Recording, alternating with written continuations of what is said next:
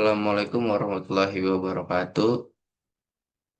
Yang saya hormati kepada dosen pengampu termodinamika yaitu Haji Jojo Sumarjo di RMT. Di sini saya akan menyampaikan tentang analisis termodinamika sistem PLTU anggrek kapasitas 2 kali 25 megawatt menggunakan bahan bakar CO Firing biomasa. Sebelumnya, saya mengenalkan kelompok saya, yaitu ada Muhammad Dafa Al-Jaki, Ridho Adiguna, Aam Sapriana, Muhammad Abdul Aziz, Januar Aksa Al-Fakih, dan terakhir Fatur Rahman Syahbani.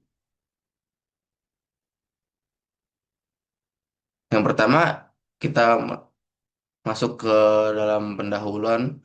Di dalam kebutuhan energi listrik di Indonesia terus meningkat secara pertumbuhan penduduk dan perkembangan industri, sehingga diperlakukan pembangkit listrik yang andal seperti PLTU.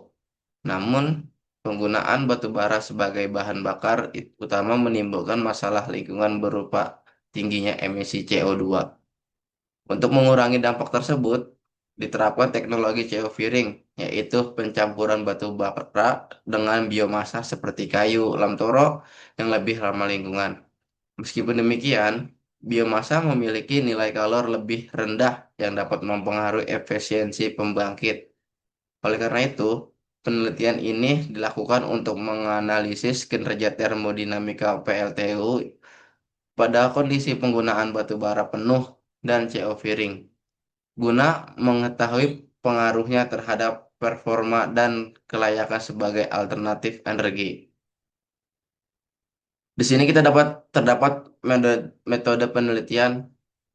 Metode penelitian ini dilakukan di PLTU Anggrek berkapasitas 2 kali 25 megawatt dengan membandingkan dua kondisi operasi, yaitu penggunaan 100% batu bara existing dan CO Firing 85% batu bara dan 15% biomasa. Data yang digunakan berasal dari data operasional aktual dan studi literatur, meliputi karakteristik bahan bakar serta parameter sistem seperti tekanan, temperatur, entalpi, dan laju aliran massa. Baik, kita lihat dari tabel di samping ini. Di sini kita terdapat C, yaitu karbon. Karbon adalah unsur utama penghasil energi panas saat pembakaran. Untuk batu baranya, ini terdapat 71,25% dan untuk biomasanya terdapat 54,48% dan untuk CO2-nya terdapat 68,73%. Dan untuk H-nya yaitu hidrogen, hidrogen juga membantu menghasilkan panas saat pembakaran. Nilainya hampir sama, batu bara 5,28%, untuk biomasanya 5,29% dan untuk CO2-nya 5,28%. Untuk O-nya, yaitu oksigen, biomasa memiliki kandungan oksigen lebih tinggi, yaitu 22,22% untuk batu bara, 39,65 untuk biomasa, dan 24,84% untuk CO Firing. Dan untuk nitrogen dapat mempengaruhi terhadap pembentukan emisi NOx, yaitu pada 1,07 untuk batu bara, 0,52 untuk biomasa, dan 0,99% untuk geofiring. Yang artinya penggunaan biomasa membantu sedikit menurunkan kandungan nitrogen dan berpotensi emisi NOx. Dan untuk yang terakhir yaitu S, yaitu sulfur atau belerang. Sulfur menyebabkan emisi SO2 yang dapat menimbulkan polusi udara. Di sini terdapat 0,18% untuk batu bara, 0,06 untuk biomasa, dan 0,16% untuk geofiring. Artinya campuran biomasa ini menurunkan kadar sulfur sehingga emisi sulfur menjadi lebih rendah dan lebih ramah lingkungan. Selanjutnya, sistem ini dimodelkan menggunakan software Scale Techno untuk mendukung analisis yang kita pakai untuk gambar ini, yaitu alur siklus Rankine. Yang pertama kita terdapat pada gambar merah ini itu menunjukkan boiler. Boiler ini berfungsi untuk memanaskan air menjadi uap bertekanan dan bersuhu tinggi menggunakan panas pembakaran.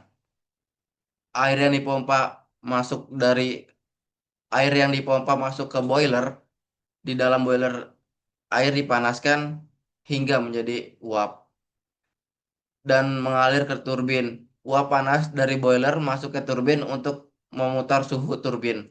Energi panas dan tekanan uap diubah menjadi energi mekanik. Putaran turbin nantinya digunakan untuk memutar generator listrik. Dan yang ketiga, untuk kondensor. Setelah keluar dari turbin, uap akan masuk ke kondensor. Uap didinginkan sehingga berubah kembali menjadi air. Proses ini membantu menjaga tekanan rendah pada keluarnya turbin agar kerja turbin lebih maksimal. Dan terakhir itu ada pompa. Pompa berfungsi untuk memompa air dari kondensor kembali ke boiler lagi. Dengan tekanan tinggi, air terpaksa kembali masuk ke boiler dan siklus kemudian berulang terus. Hasil dan pembahasannya, di sini kita terdapat hasil penelitian menunjukkan bahwa kinerja termodinamika PLTU ini 2 kali 25 megawatt mengalami perbedaan antara kondisi existing dan CO Firing. Pada kondisi existing 100% batu bara, sistem menghasilkan energi panas yang lebih besar sehingga daya turbin optimal dengan efisiensi siklus sebesar 23,336%. Sementara itu, pada kondisi CO2 ring, 85% batu bara dan 15% biomasa alam toro. Terjadi penurunan energi panas akibat nilai kalor biomasa yang lebih rendah, sehingga daya turbin dan efisiensi siklus juga menurun menjadi 21,652%.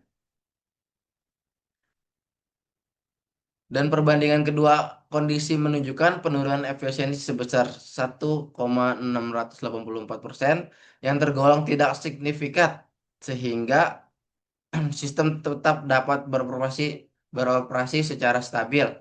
Selain itu, evaluasi kinerja boiler menunjukkan bahwa efisiensi sebesar 85 sebesar 82,45% dengan discrete method dan 87,04% dengan health dirty method.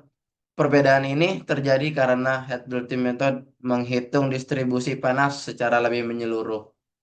Secara keseluruhan, meskipun COVR menurunkan efisiensi, metode ini tetap layak diterapkan karena memberikan keuntungan dari sisi lingkungan dengan dengan pengaruh emisi karbon.